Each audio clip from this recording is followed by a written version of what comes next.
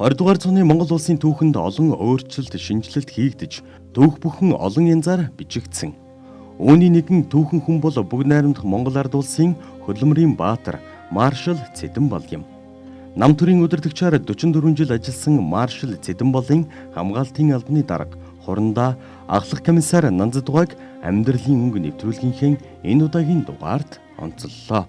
Хурандаа ахлах комиссар Нанзадугаа нь 1925 оны 5 дугаар сарын 3-нд Өмнөговь аймгийн Баяндалай суманд Малчин ард Ламрингийн 2 дахь хүү болон мэндэлжээ. Түүний багнаас бусдын л адил Монголын тал хээр нутагт хураг шиг хариулж өссөн байна. Үзэж та бүхэнд нэвтрүүлэг маань үргэлжлэн хүрч байна. Яг одоо үзэж та бүхэнд нэвтрүүлгийн оролцож ирэх настай Анаа хүн бороо Нанзадугаатай олзод байна. Бидний урилгыг хүлээн авч манай нэвтрүүлэгт оролцож байгаа танд маш их баярлалаа.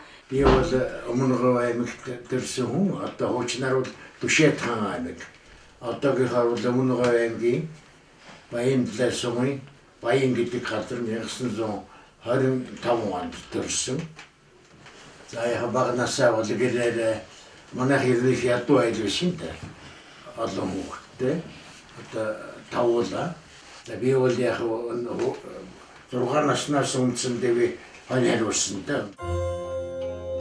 20 дугаар зууны үед хөдөө орон нутгийн иргэд хүүхэд багчууд бичиг сурч сургуульд орно гэдэг ховрхон үзэгдэл байсан.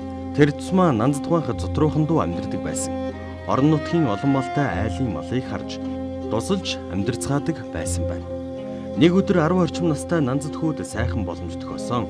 Хонь хургаа хариулаад гэртээ ирэхэд нь аймгийн төвийн дотоодыг хамгаалах газрын дарга Мөрдөлөг гэдэг хүн Орос багштай ганган машинтай ажиллаар тэнд ирэхэд нь Нанзадугаа хүүхдэл юмхон тэднийг сонирхож байсан нь Мөрдөлөг даргын нүдэнд тусч сургууль сурах боломж олджээ.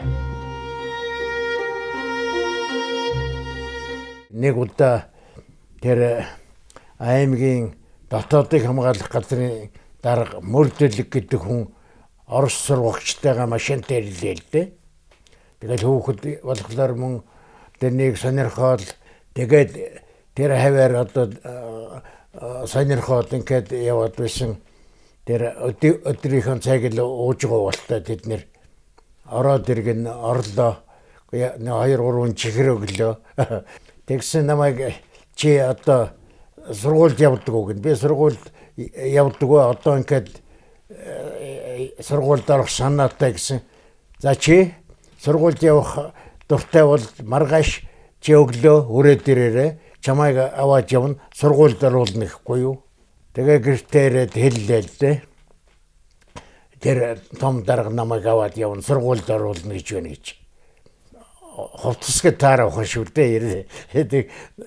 Ямар шууч юм байсан одоо санахгүй байна. Ээж маань тэр цэрэн хүүхэд нэг айл байдаг байсан манайтай. Одоо найз авгаан. Тэрнтэйгээ хоёулаа нийлээд нэг дайлан бар хүнтэй дээл хийж өгөөд одоо тэр л нөө сургуульд явах миний гоё илтгэл болж явахгүй юу. Тэгж л аймгийн төвдөр ирж байсан. Сургууль соёлын шинжлэх юу тарааж өгөөд байх юм байхгүй.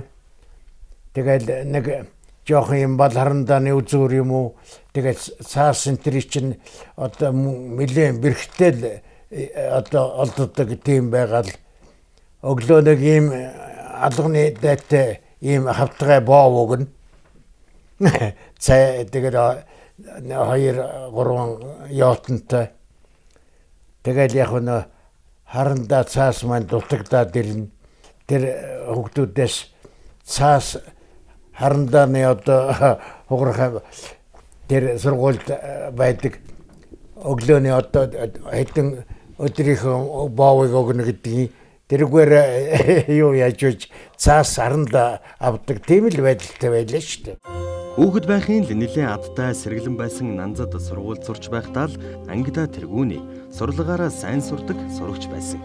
Аймгийн төвд 3 дугаар ангиа төгсөөд Улаанбаатар хотын 1-р сургуульд ирж суралцжээ. Удалгүй хөдөөнөөс Нанзадугаад таагүй мэдэтээсэн захидал ирсэн юм. Энэ нь түүний ээж тэнгэрт халсан тухай мэдээ байлаа. Энэ мэдээг сонссон Нанзад тухайн үед техникумд сурч байсан хамгийн том ах Ламахүүд хэлсэн байна. Хамгийн том ах Ламахүү нь хөдөө явж ээжийнхэн ажил явдлыг гүйцээж ирсний дараагаар 1937 онд цэрэгт яваад 7-8 жил сураг тасарсан байна. Нанзад тухайн том ах Ламахүү цэрэгт яваад сураггүй болсноор Нанзад 10 дугаар ангиа төгсөөд ажил хийж 2 дүүгэн сургуульд сургах болжээ. Хэдийгээр Нанзад 10 дугаар ангиа төгсөөд сургуулиас гарсан ч хэсэг хугацааны дараа түүнд Орос улс руу сурах боломж олдсон юм.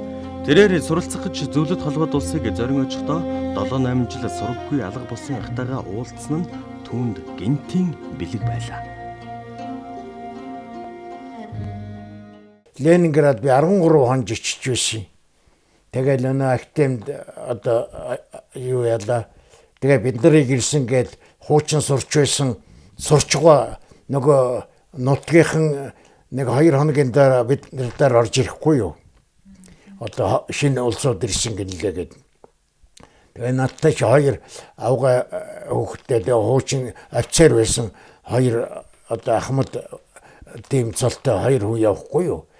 Оо би ямар юм байх вэ нэг юм уу модон чамдан гэж явахгүй модон хайрцагтай панера хайрцагтай тэр хоёр чинь чамдан манднаад хууч офицерууд тэгээд тэд нар чинь юута чамдан савнда бас илдвшэлдүү юм тэрсэн бахаа арих марих борсморцтой тэгээ нөгөө улсуудтайгаа ингээд н хоол унтижгаад энэ тэгсэн чинь тэр улсууд маань ярьж байна энд цэргийн сургууль сурдаг улсууд байдаг гэд.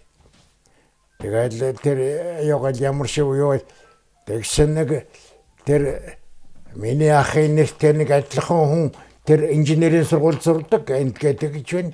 Үгүй яа. Тэгээ би нэг нөхрийн гуйлал да. Миний ах нэртэй нэг адилхан хүн байна. Тэр юу та намайг дагуулад маргааш юм уу хэзээ нэг заванда хичээлийнх юугаар намайг дагуулад очихгүй юу гэсэн. Тэгээд нэг 2 хоногийн дараа за хоёулаа явъя гэдэг дагуулад аваа явсан. Тэгээд тэр нөгөө цэргийн сургууль дээр очсон жижиг мэжүр дээр н ороод ингээл яг дуудаад ах маань байж байдаг. Тэгээ би тэнд ахтайгаа уулзаж байгаа тэр шүү дээ. Зөвлөлт холбоот улсад 6 жил сурсны эцэст тэрээр сургуулаа хошууч цолтой төгсөн ирж ажил амьдралын гараагаа эхлүүлсэн түүхтэй. 1956 онд актемент төгслөө. Тэгээ намайг явхад тэр манай тэр дорж генерал сайн сураарай. Чамд цол хайрлахгүй шүү гэж тэгж байсан. Би 2 жил болоод нэг амралтаар ирдэг. Би тэгээ баг төслөгч яваад төгсөөд ирэхдээ би хошуучаар төгсч ирж байлаа шүү дээ. Улсууд гайхалдаг байсан чи. Цол нэмэгдээд. Явсаар гоод ахлах офицер болцсон орж ирж байхгүй. Нэгдүгээр хэлцэн дарга нэг орондоо орлогчаа дуудаад тэгээ намайг шаваад тэр Багтангарлууд туучтай юм байна. Тэнд аваачаад лабораторийн дарга тавьчихгүй юу. Тэгээ би тэндээс лабораторийн нөгөө энэ томчуулын хоол ундыг шинжилдэг, үздэг, шалгадаг ийм юунд. Тэгээ тэнд очиод тэндээс одоо би тэгээд үндсэндээ одоо эмнэлгийн юугаараа даргын одоо эмчээр ингэж юу ажиллаад тэгээд 56-нд 57 онд бүх арчилсан орнуудаар зэтэн болгоо айлчлаа. Мөн тэргээр яваад тэгсээр яваад одоо сүүлд нь одоо жинхэнэ комиссар болоод одоо би ингээ тэр хүнтэй 34 жил ингээ амьдрал холбогдсон. Монгол улсын 20 дугаар зуунд тусгаар тогтнолоо баттгаж дэлхийн ихэнх оронтой дипломат харилцаа тогтоож дэлхийд нэр алдраа мандаж чадсан бүгд найрамдах Монгол ард улсын хөдөлмөрийн баатар төр нийгмийн зүтгэлтэн маршал Юмжаагийн Цэдэнбалтай Нанзад 34 жил төр нийгмийн төлөө зүтгэж хөдөлмөрлөж байсан. Харамсалтай нь 1984 оноос Цэдэнбал даргаыг албан тушаалаас буулгах хуйлдаан эхэлснийг журмын амт нөхөр нь дурсан ярьлаа. 1984 оны чинь юу халхлын ойн жил байсан юм л да. 45 оны. Тэгээд яаталж би ч бүр генерал тодорхойлогдоод явж байлаа шүү дээ. Юу ягаад даргын комиссар гээд. Тэгсэн чинь гинт одоо энэ Цэдэнбалыг яаралтай шинжилгээнд болохгүй гээд нэг орос хэмч байсан чинь болдгоо.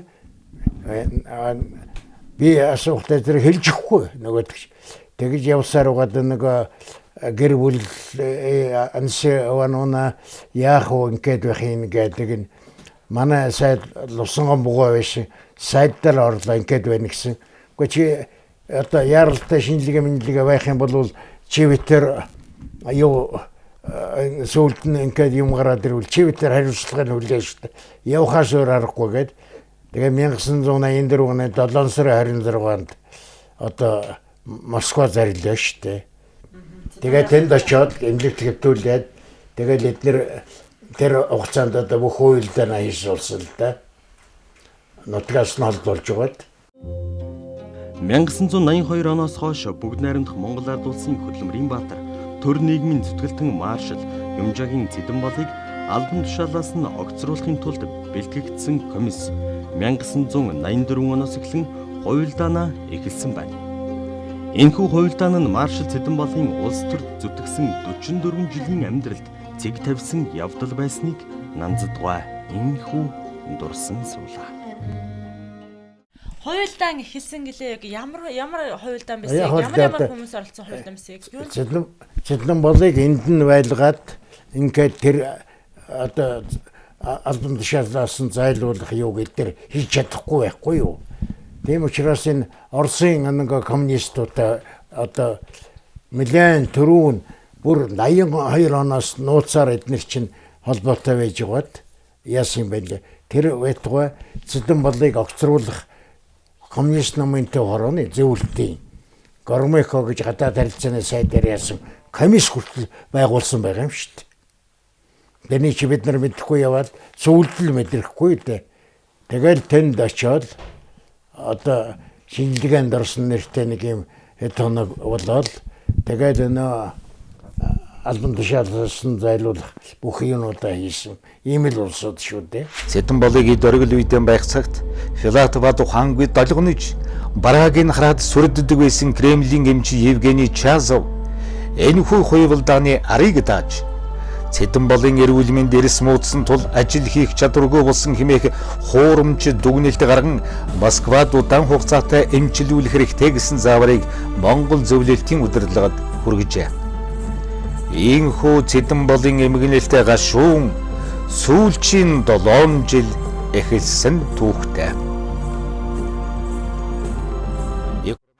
Зөвлөлт холбоот улсад эмчлүүлэх нэрээр тусгаарлагдж эх орондоо хөл тавих эрхгүй амьдарч байсан маршал Цэдэн бол дээр моломжомц аригчаа намсраа 3 ирээд буцсны дараагаар Юмжаагийн Цэдэн болыг албан тушаалаас нь авч хайсан байна.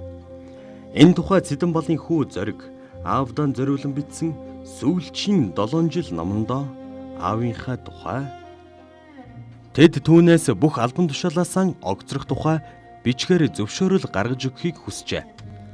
Аав ямар ч юмн дээр гарын үсэг зураагүй гэж хэлв. Хожим нь бид бүгд хурал дээр огцрохоо өөрөө зөвшөөрсөн гэсэн гарын үсэг бүхий ямар нэгэн бичгийг үзүүлсэн гэж дуулсан. Идүүгээ батлахад үнэхээр хэцүү бөгөөд хуурамч тийм бичиг байсан уу? Аль эсвэл моломжомц аригчаа намсраа 3 аавыг маш их хүчтэй сэтгэл мэдрэлийн эмэнд зохиосон мөчт нь албадан ямар нэгэн бичгэн дээр гарын үсэг зурулж чадж уу гэдгийг хэлэхэд бэрх байна. Химэн тэмдэглэжээ. Тэр огцруулах ийм юу гараад би чинь 7 сарын 26-нд очсон тэр жигтэй одоо яваад тэр энэ хугацаанд нөгөө эдгэрийн чинь эмнэлэг тэр юмны байдал шал өөрөөр эргээд ингээд яахгүй юу чигнад одоо ийм өвчтэй байна гэж байгаа.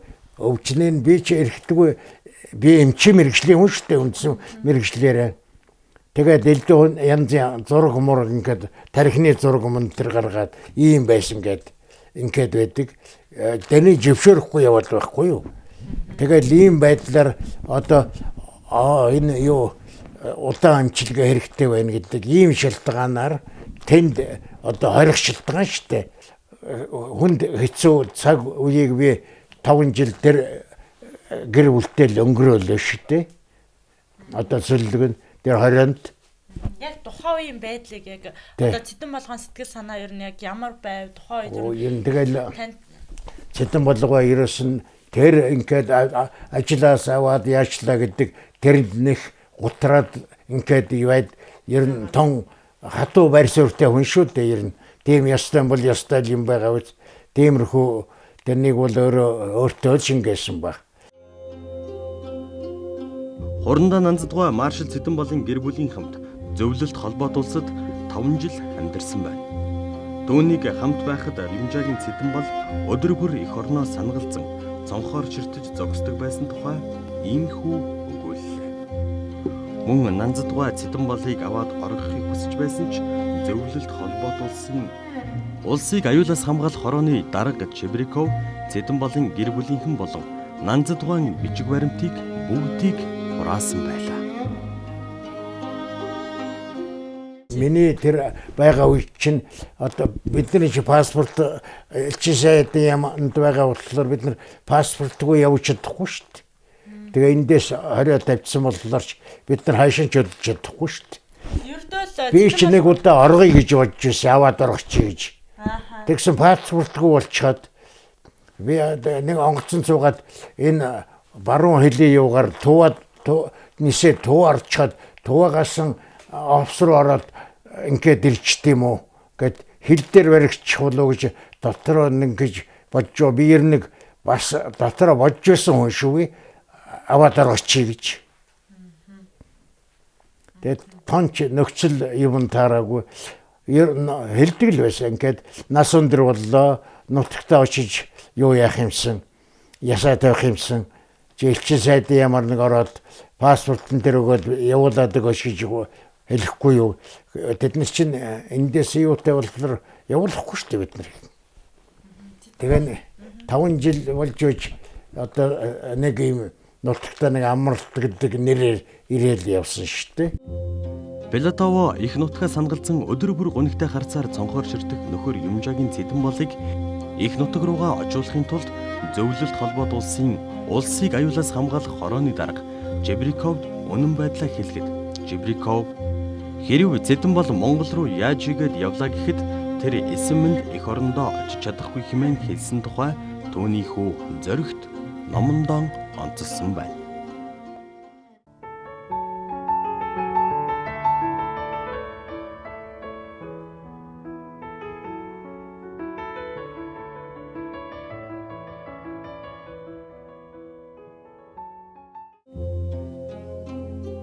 Зөвлөлт холбоот улсад 5 жил эх орноосоо тусгаарлагдсан Юмжаагийн Цэдэнбол амралт нэрээр эх орондоо эргэн ирсэн байна.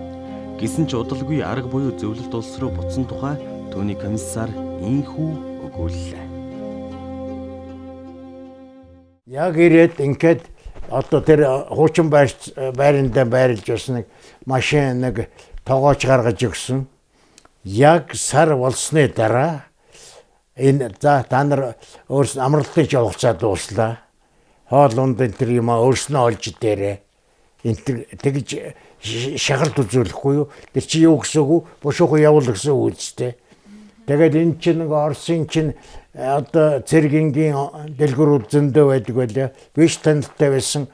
Ансшаван уна хоёулаа тэгээд хоол ундаа хоёулаа бөөгнүүлж байгаа. Тэгээд би төрүүлээд явцсан байгаа. Одоо сар болоод ингээд яхад би цөмд нь юу яалаа.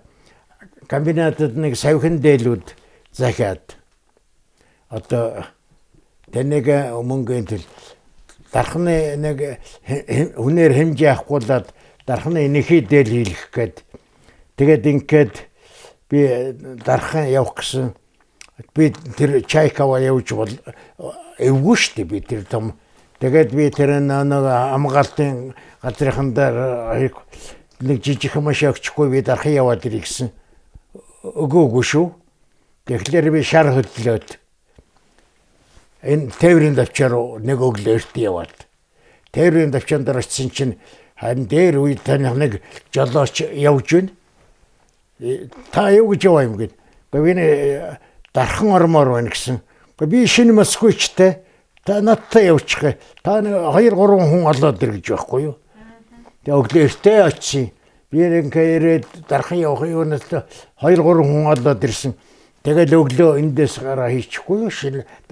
Тэгээд намайг дархамдаар нэхэдэлийн үйлдвэр дээр буулгачаад өөрөө тэгээд та захиалга өгчгөө хүрээд ирээрээ. Энд хот руу автобус явдаг, автобусны суугаад тэр үйлчилгээний төвдөр хүрээд ирээрээ. Би хот явах хүн болоод байж вэ гэсэн. Тэгээд дээлмэлээ захичаад тэгээ хүрээд ирсэн чинь нөгөөдөг чи хүн олцсон байж байна. Тэгээ хурцрээд юу яасан өглөө явсан чи өдөр 2 цагт Улаанбаатарт ороод ирсэн. Чи нөгөө дархан явсан гэдээс яа би өглөө хувийн машинаар яваад хувийн машинаар хүрээд ирлээ гэсэн. Гэхдээ яаж тэр чи болдё. Гэхдээ би яг нь мөнгөний төлөө яваад ирлээ. Эдгээр чинь унаа машаа өгөөч гэсэн өгөөгүй. Чи бас мөн зовлонтой юм ичтэй гэдэг аахгүй. Халах голын 45 жилийн ойгоор Цэдэнбал даргын хамгаалтын албаны дарга комиссар Хурандаа Нанзадгуй ямар нэгэн хуйлдаан нь болох гэж байгаа талаар нийгмийн хамгааллын яамд захилгаан бичиг хөрвүүлсэн тухай маршлийн хүү зөрөгт тэмдэглэн үлдээсэн байдаг. Энэ бүгдэд дүгнэлт хийсний үндсэн дээр хуйлдаан зохион байгуулагдаж Цэдэнбалын аюулгүй байдалд занал хэлж буй сэжиг төрмөгц Хурандаа Нанзад засгийн газрын эвчээ утсаар Улаанбаатар хот руу Монгол улсын нийгмийг аюулаас хамгаалах яамны сайд Лувсан гомб руу уцтаж иймэрхүү утгатай мэдээ өгсөнийг санаж байна. Та халах голын 45 жилийн ой болох жил хуйлдаан болох гэж байна гэдгийг гадарлаад нийгмийн хамгаалах яамд захилгаан бичиг явуулж байсан гэсэн. Энэ талаар та тодруулаач. Би тэр шинжилгээнд явах гээд ингээ хамт явлаа штэ. Тэр юугаар нь Молом Жамц Батмунг 2 Кремэд амархаар явсан байхгүй. Хоёулангийн Кремэд аваач амраасан байхгүй юу. Тэгээд тэр байж байх хугацаанд тэр коммунист намын төвөрөний гадаад юуны чинь нэг нөхөр Молон Жамц Батмунг 2-ын юун дээр тусгай онгоцоор Кремэд очиж уулзсан байх юм л да. Тэгээ уулзаад тэгээд тэр онгоцоор Москва доторч төв хорооны одоо Горбачев энтертэй уулзсан байхгүй юу. Тэр юугаар нь тэр юуг би нөгөө элдв янзын каналаар мэдсэн байхгүй юу. Тэгээ байж бат эмнэлэгт хэвчээсэн. Тэгээ эмнэлэг дээр чи миний нэг хамт яваа хүн тэр эмнэлэг дээр одоо тэр зөвлөлтөд хамгаалах хүмүүстэй байж байгаа шүү дээ. Тэгээд яасан чинь миний нөгөө тэнд эмнэлэг дээр байгаа нөхөр над руу уцтаж байна. Энэ Молом Жамц дарга Батмунг 2 энэ даргадараагаар явцсан шиг байна. Би чи юугаар харж байсан гэсэн. Гой тэр чинь бүр нөгөө арын хаалгаар ороод тэгээ уулзчихаа явсан байна. Би сая мэдлээ гэдэггүй юу. Тийм байдал юмнууд ингээд энүүдийг нийлүүлээд ингээд би ер нь энэ нууц арга хэмжээ зохиогч гэж би нууц юу ямныхан сайд өгсөн байхгүй юу. Одоо ийм өвчнөр далдуулж ийм операц зохиогдож байна. Цэдэнбалыг зайлуулах гэж. Тэр чигтээ тэд нар чинь наашгаа энэ Монгол руугаа нисч ирж нөгөө бүгд төрлөө зохион байгуулсан. Тэр хуралдаар тийм зүрхэхгүй улсууд шүдэ хэлэх тэнхээ байхгүй. Одоо нөгөө яаж одоо Цэдэнбалыг одоо өвчтэй байна гэж хэлэх үү гэж тэр юуны чинь томшуулын эмнэлгийн нэг академик Чаазов гэж хүнийг одоо гойго та ирж энэ ийм өвчтэй байна гэж хэлчихгүй юу гэж тусгай онгоцоор ирж юу ачаад тэр юуг хуралд тэр өвчний юуг хэлчихэд буцаад ниссэн тийм байдалтай байхгүй. Цэдэнбалгаа нэг ярилцлага өгсөн байсан нэг юунд. Нанцтай минь аваа явчлаа. Бид нар өнчрлөө гэж. 1989 онд Цэдэнбал даргын хамгаалтын албаны дарга Нанзадгуйг Дэтгэвэрт гаргах нэрээр эх орнонд нь авчирсан байна. Үүнээс хойш 2 жилийн дараа 1991 оны 4-р сарын 20-нд Юмжаагийн Цэдэнбал таалал төгссөн.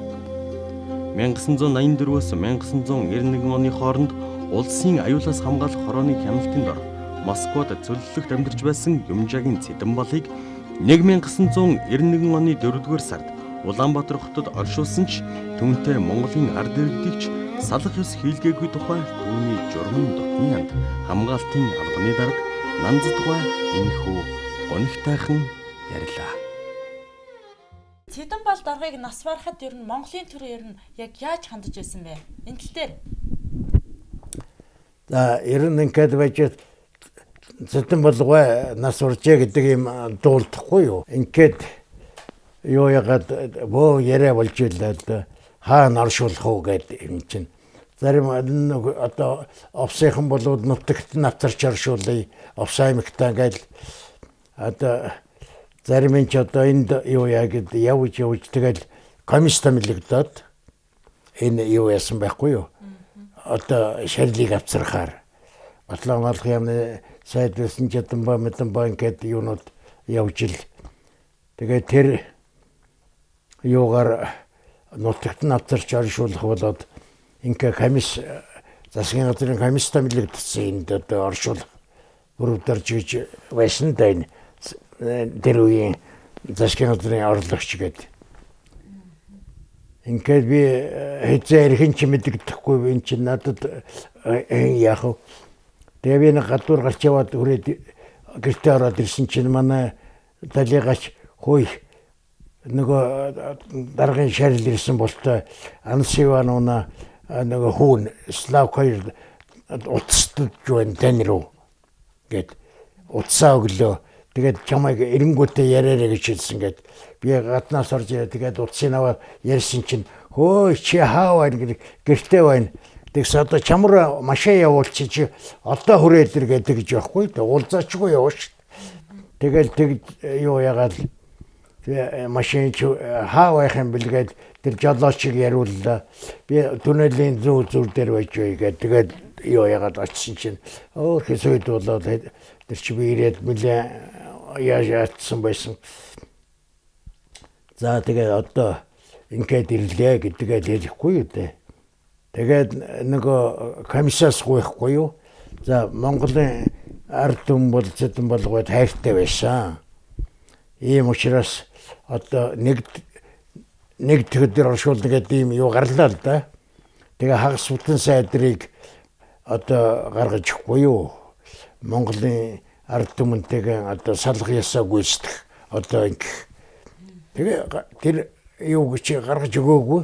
Тэгэл мойхраар аваачаал тэр офицер ордон дээр нэг төгөдөр очиод тэндээс гаргасан байхгүй юу. Тэр байтугай тэр ууй гашууны чинь дараа нэг одоо гашуудлын дараа нь хоол өгдөг үстэй. 2-3 газар дасраад хоол ундаг гэсэн. Тояд нэг хэсгийг нэг их тэнгэрийн аманд. Тэгээд яасан чинь юу нөгөө элдв зардалж улсын дэсвэр яана гэсэн мөртлөө мөнгө нэхэд нөгөө байрны мөнгө, машины мөнгө тэрлэн бүх юмныхаа мөнгийг нэхгүй юу? Улсын зардлаар авторсан мөртлөө тийм уухай юм хийсэн улс шүү дээ. Тэр зардлыг тэгээд одоо хэн гаргасан бэ? Гэхдээ тэгээд өөрснөө нэг юм юу яагаад одоо энэ том хуучин сэв гэж байсан шүү дээ. Эдийн засгийн хамтын ажиллагааны юу гэдэг тэрэнд ажилтдаг нэг Монголынхаа талаас тэгээд энэ гадаад яванд нэг салингаас ингээ 10% ингэж хадгалдаг юм юутай биш. Тэрний юугаар төлөөд Монголын төлөө хийсэн бүтээсэн зүйлтэй улс төрд 44 жил ажилласан Юмжаагийн Цэдэн балыг нэр төртөөр үдээгүй нь харамсалтай хэмээн түүний хамгаалтын албаны дарга комиссар Хурандаа Нанзадугай нэвтрүүлгээр инхүү гониглон онцолсон юм. Хар багаасаа өнчирсэн Нанзадугай амьдралын хатуутай эрт нүүр тулсан ч түүнд сайхан хан заяасан байна. Тэд гэр бүл болон 3 сайхан хүүхэдтэй болсон.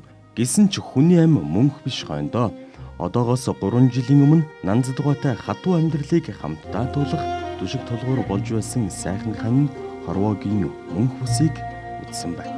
Гэхдээ Нанзадугайг түшээд авах сайхан өр хүүхэд нь өнөөдөр өөрөөрийн гэсэн гэр бүлтэй болон өнөр өтгөн хамтдаа сайн сайхан амьдарцгааж байна.